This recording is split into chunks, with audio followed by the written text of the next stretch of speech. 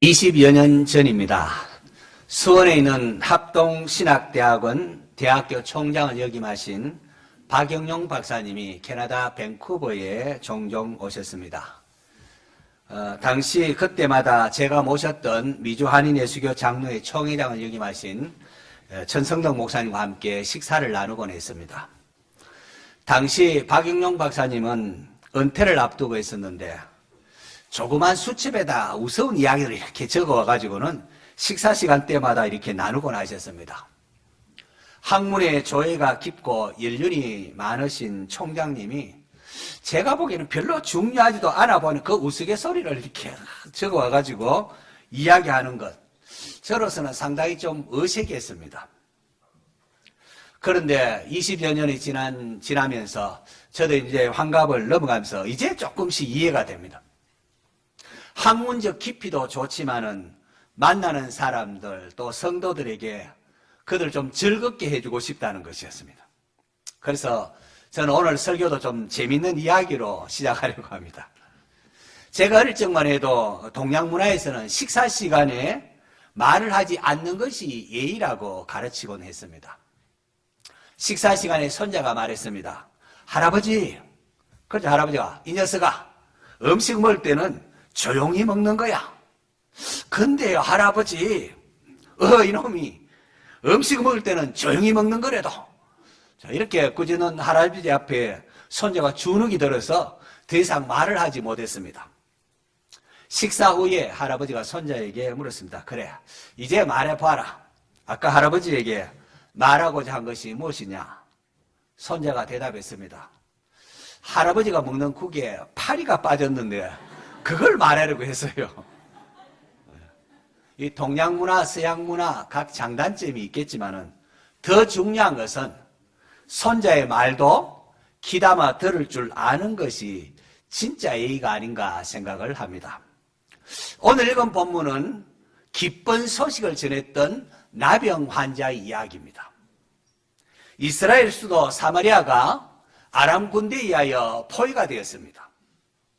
전쟁이 나면 막 물가가 폭통하고 막 물건 사재기하고 그러지 않습니까? 당시 사마리아가 그랬습니다. 성 안에 들어오는 모든 공급이 차단되니까 사람들이 참 서로 물건을 사기 위하여 함으로 물건값이 천정부지로 올랐습니다.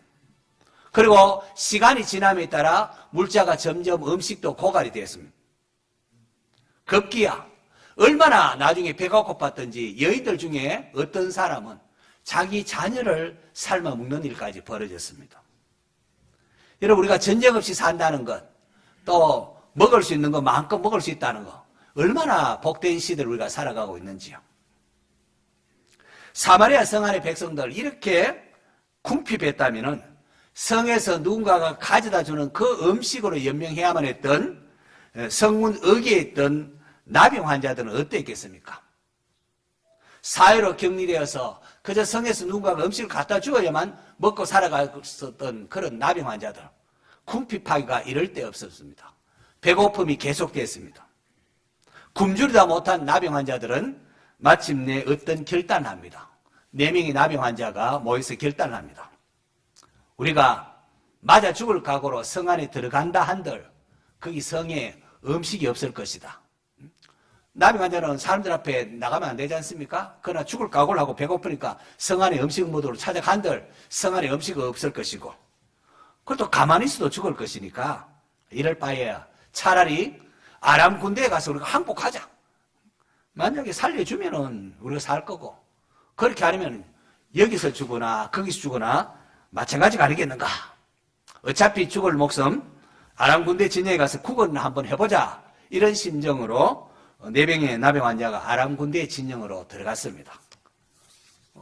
항복하러 들어갔는데 장막에 들어가보니까 어찌된 일인지 군사들이 아무도 없습니다. 주위에 개미새끼 한 마리 없이 조용한데 물건은 여기저기 음식과 함께 널려져 있습니다. 이게 어찌된 일일까요? 성경은 그 이유를 이렇게 기록하고 있습니다. 여러분, 열왕기하 7장 6절 7절 읽지 않은데 우리 이 시간 같이 한번 보겠습니다. 시작.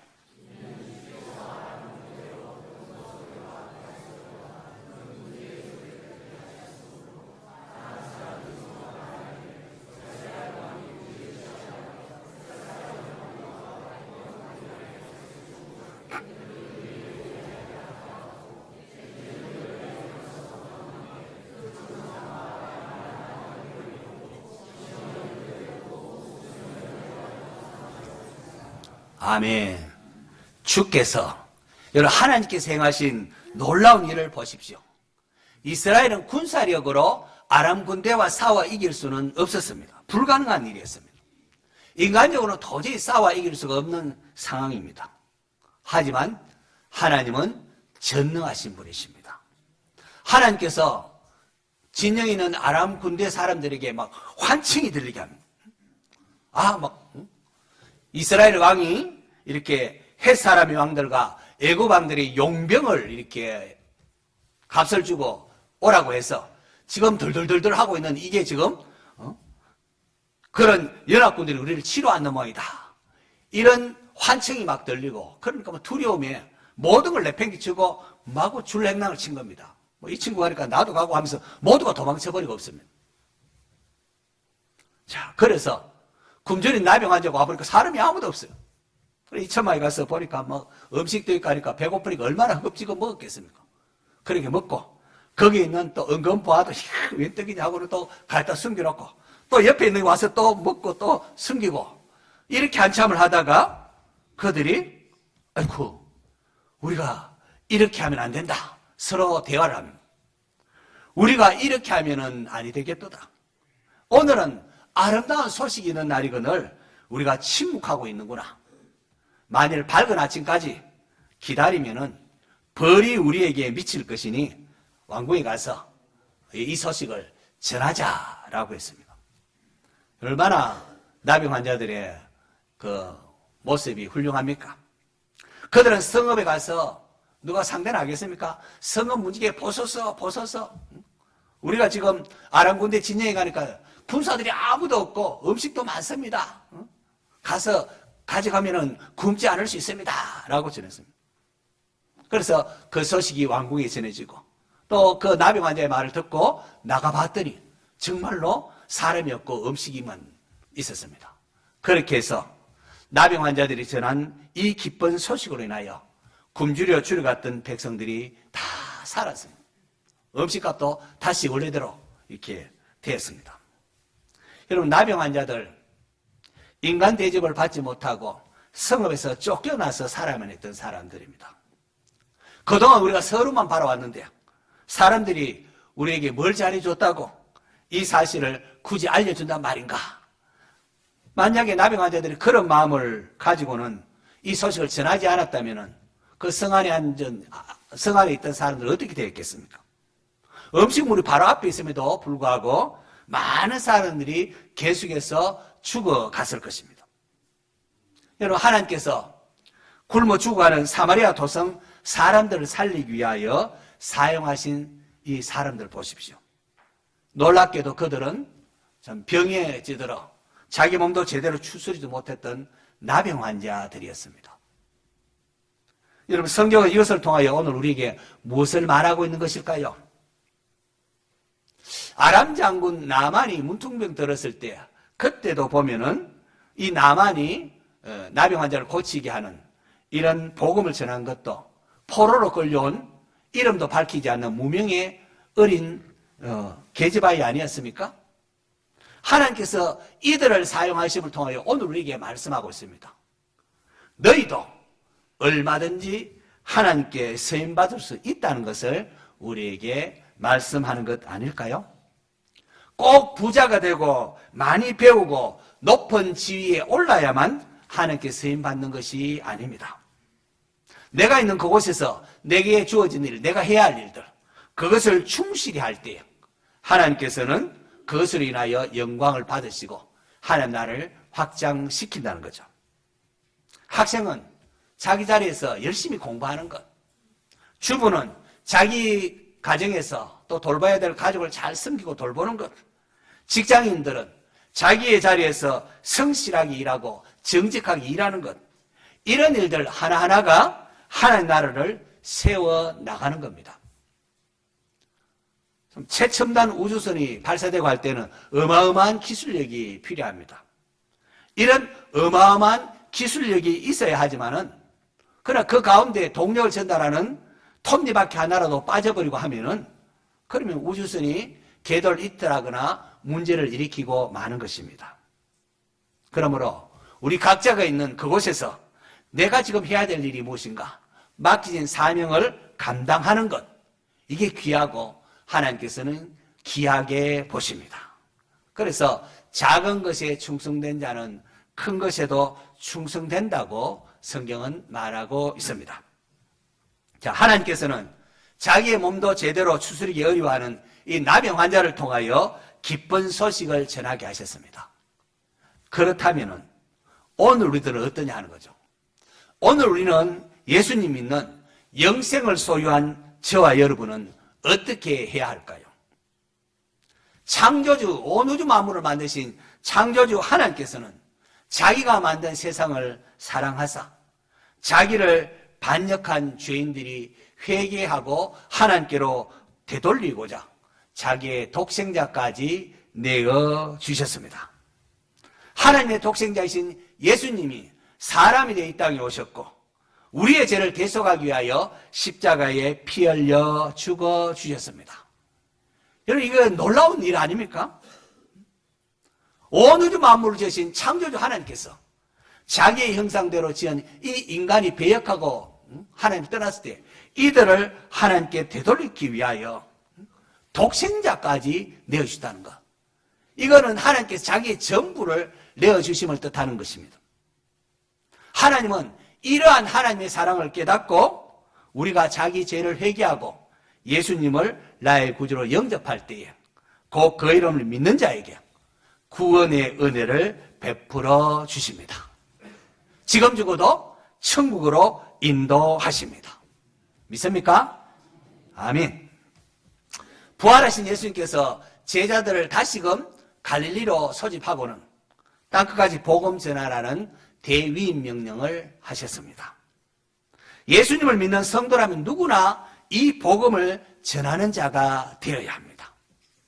예수님을 전했을 때에 믿고 안 믿고는 그 사람 책임이지만은 복음을 전하는 것은 주님께서 우리에게 맡긴 책임입니다. 여러분, 전도는 본질적으로 얼마나 말을 잘하느냐 못하느냐 여기 달린 게 아닙니다. 하나님께서 복음 사역을 위하여 택하신 제자들, 예수님 제자들 한번 보십시오. 그들은 원래 세상에서 똑똑하다고 인정받고 한 그런 사람이 아닙니다. 바리새인들, 사두개인들, 서기관들 이런 사람들이 볼 때 이 예수님 제자들은 그야말로 뭐 하찮아 보이고 무시할 존재였습니다. 그럼에도 예수님은 이들을 불러서 복음을 전하는 사도로 세우셨습니다. 그 이유가 무엇이겠습니까? 하나님께서 세상의 천한 것들과 멸시받는 것들과 없는 것들을 택하사 있는 것들을 폐하게 하시나니 이는 왜냐하면은 아무 육체라도 하나님 앞에서 자랑하지 못하게 하려 하심이라고 했습니다.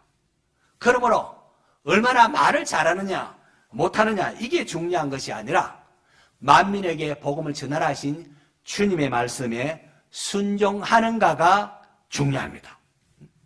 만민에게 복음을 전하라. 이 복음을 헬라어로 유앙겔리온이라고 하는데요. 이것은 기쁜 소식, 아름다운 소식이라는 의미가 있습니다. 원래 유앙겔리온 이 말은 로마 시대에 전쟁이 일어났을 때에 나라가 막 불안에 빠지고 어려움이 있을 때에 공포에 휩싸였을 때에 국민에게 우리나라가 이겼습니다. 우리가 이겼습니다. 하면서 전해오는 그 승리의 소식을 말할 때 유앙겔리온이라고 말했습니다. 당시 전쟁에 패하게 되면은 귀족들이나 유부남들이 막 모욕을 당하고 급탈을 당했습니다. 그래서 전세가 불리하거나 적군이 이제 가까이 왔다고 하면은 그 두려움을 참지 못하고 자결하는 사람도 많았습니다. 그런데 여러분, 불리했던 전세가 역전이 되어서 우리나라가 승리했는데 그것도 모르고 두려움에 휩싸여서 자결하는 여러 가지 일들이 발생하면은 얼마나 안타깝겠습니까? 4명의 나병 환자, 그들은 굶어 죽어가는 사마리아 성 사람들에게 여기 물질이 많다고 가서 가져오면 된다고 그렇게 기쁜 소식을 전했는데 그것보다 더 기쁘고 놀라운 소식이 오늘 예수 믿는 우리에게 있다는 겁니다. 뭡니까? 죄와 허물로 영원히 죽은 우리를 살리기 위하여 예수님께서 이 땅에 오셨고 대속 사역을 이루셨다는 복음입니다. 예수님이 이 땅에 오심을 전하면서 가브리엘 천사가 내가 온 백성에게 미칠 큰 기쁨의 좋은 소식을 너에게 전하노라. 예수님이 사람이 이 땅에 오신 것은 엄청나게 큰 기쁨의 좋은 소식이라는 겁니다.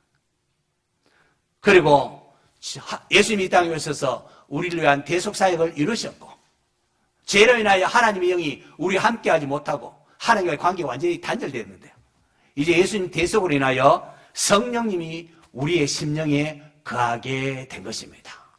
하나님을 아빠 아버지라 부르고 하나님과의 관계가 회복된다는 겁니다. 되었다는 겁니다. 이 엄청나고 놀라운 복음을 우리가 가졌는데 우리가 그냥 있어서는 되겠느냐 하는 거죠. 성경은 이 기쁜 소식을 전하는 이 나병 환자를 통하여 우리에게 도전하고 있습니다. 4명의 나병 환자들, 그들은 굶어 죽어가는 사마리아 도성에 있는 백성들에게 기쁜 소식을 전해야 할 사명을 알고 그리고 전했다는 겁니다.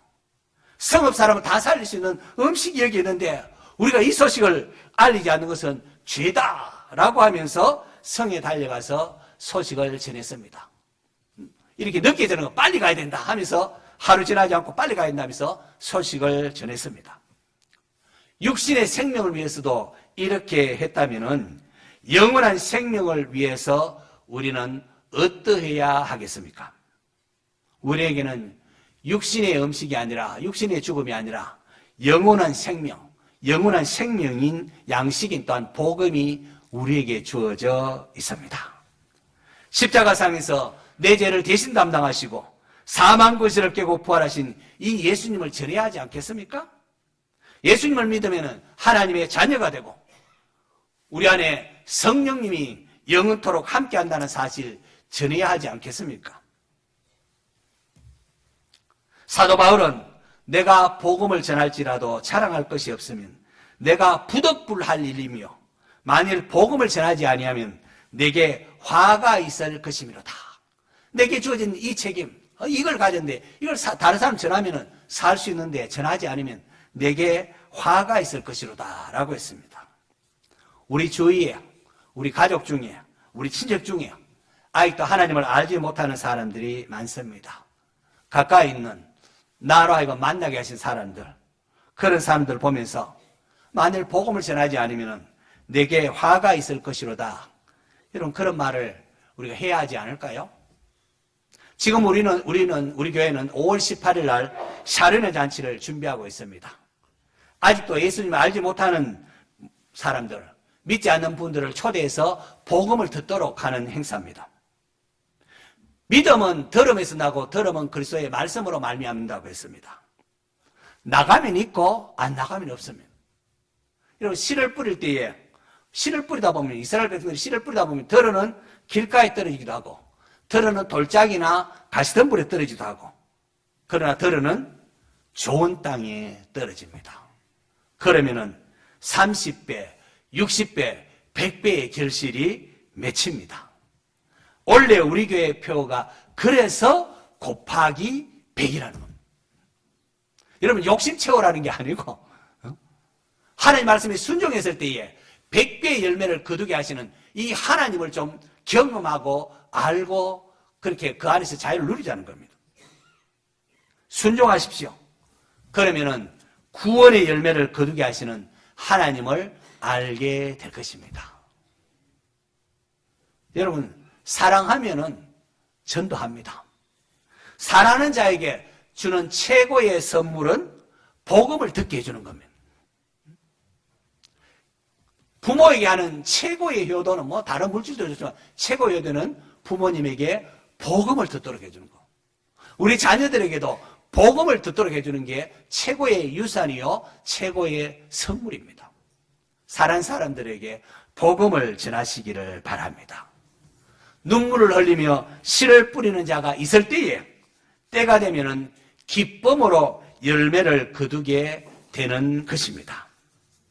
부활의 주님께서 제자들을 갈릴리로 소집해서 복음을 전하라라고 했습니다. 하지만 자신감을 상실한 베드로를 위시한 제자들, 아유, 나 같은 게 어떻게 복음 전한다 말인가 하면서 디베라 바다로 가서 고기를 잡았습니다. 그러자 주님은 또 찾아오십니다. 왜요? 이게 그만큼 중요하기 때문에. 밤이 새도록 고기를 잡지 못하는 제자들에게 그물을 배 오른편에 던지라. 그리하면 잡으리라. 제자들이 던졌을 때 큰 물고기가 153마리 잡혔습니다. 주님의 말씀에 순종하면 오직 은혜로 100배의 결실을 보게 됩니다. 할렐루야.